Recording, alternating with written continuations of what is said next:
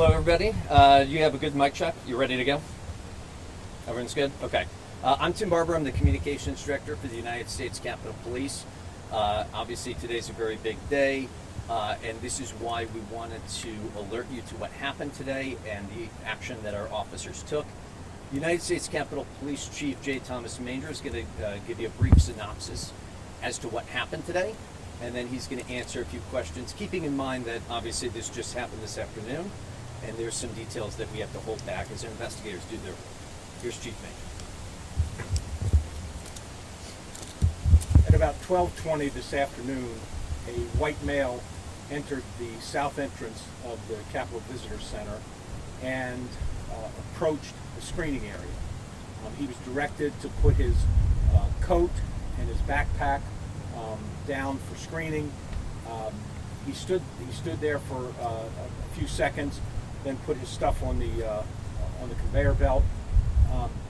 As soon as his backpack and his jacket went into the screening area, U.S. Capitol Police officers staffing that screening area saw what appeared to be something in the shape of a firearm. They also saw two bottles in the backpack. As the man was standing there, one of the officers noticed a faint odor of gasoline, and when they pulled the backpack off the conveyor belt, they noticed a much stronger scent of gasoline. At that point, the subject was detained. He was placed under arrest. We found a flare gun, a lighter, and a torch lighter in his jacket. There was also other articles in his backpack, and he is now in custody. And again, very active investigation. We located his vehicle. That was several blocks away. We now have the vehicle as well, and again, ongoing investigation. Happy to answer any questions. Chief, it's my understanding that he had a manifesto that was anti-government and had maybe some pro-Palestinian or anti-Israel manifestations in them, and that he had driven all night from Michigan. Is that accurate? What can you elaborate on that? He had papers with him that he said his intent was to deliver them to Congress.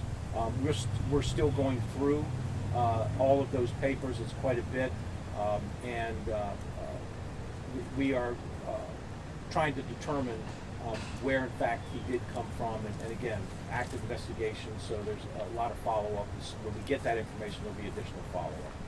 Chief, you said there were two, what appears to be two bottles in the backpack. Do you know what those bottles are or what they're contained yet? We believe that it was some sort of accelerant. It could have been gasoline, some sort of accelerant.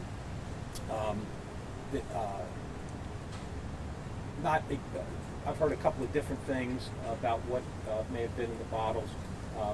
And it appeared that at least one of the bottles was leaking, and that's why the backpack smelled so strongly.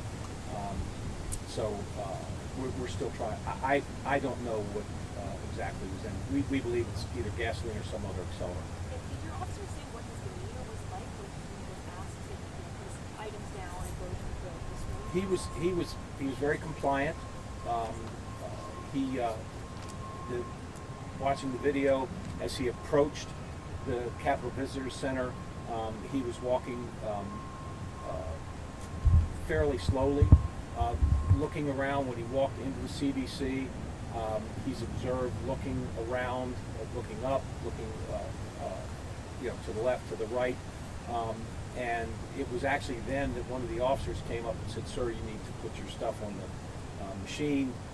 And he hesitated for a moment. The officer told him again. That's when he got closer to the screening area and put his stuff on the conveyor belt. Has he told officers what his intent was? He made a few statements to the officers, but he's being interviewed now by the investigators, and we're we haven't gotten the results of that interview yet. Chief, the Capitol Visitor Center was closed to anybody coming in, but I talked to a number of people who were already inside who had no idea what was going on outside. What was the thinking of allowing the people who were already in there to remain in there as opposed to maybe evacuating? Well, he was in custody, and we had his belongings, so we closed the visitor center after he came in, and we determined what we had, so no one else could come in.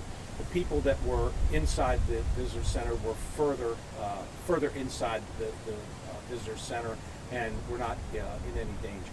Chief, did it happen at this entrance behind us or on the other side? It happened right, the one on the to your left, Okay. the south entrance. And do your officers have a working theory? Did he plan to light himself on fire, light something else on fire? Do we know? It's hard to tell.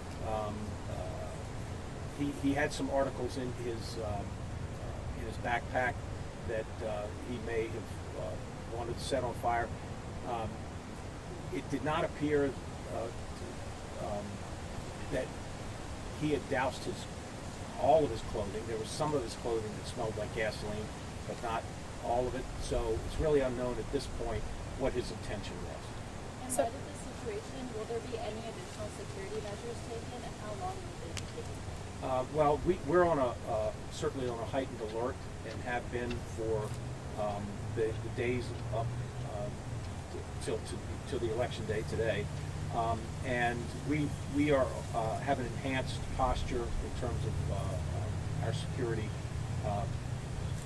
currently, and it'll just continue through November, through December, and through January, all the way through beyond the inauguration if need be. There was something that said looked like a firearm in his backpack.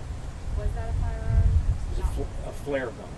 And can you describe the torch a little better? Torch gun, like I'm a little. No, I believe it's like a torch lighter that you would light a pipe with or light a cigar with, something like that. Do you have any sense if this was all related to elections or just something else? Do you have any sense of what?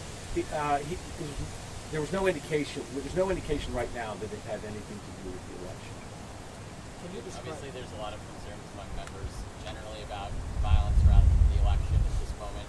Is there a briefing plan for them? Has the Capitol Police communicated with them about this incident? And in general, what is your message to members and officers concerned?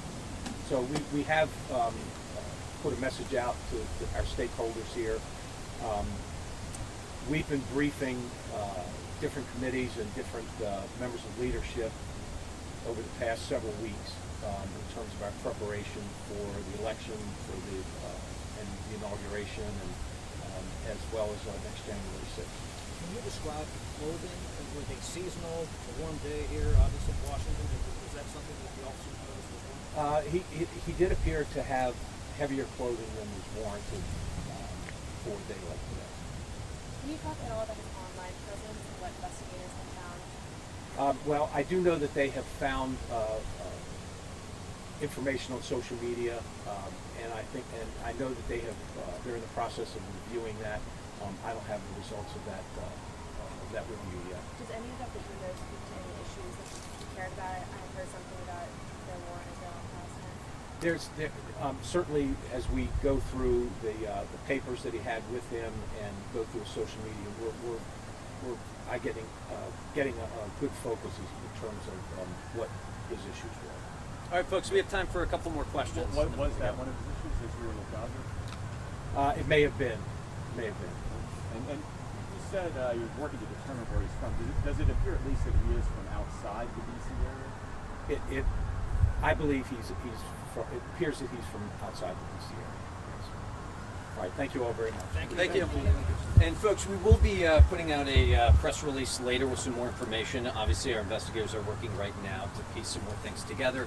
As soon as we have more information that we can provide, we'll push that out on our website and on social media as well. Thank you. Thanks, gentlemen. Thank you. Yeah.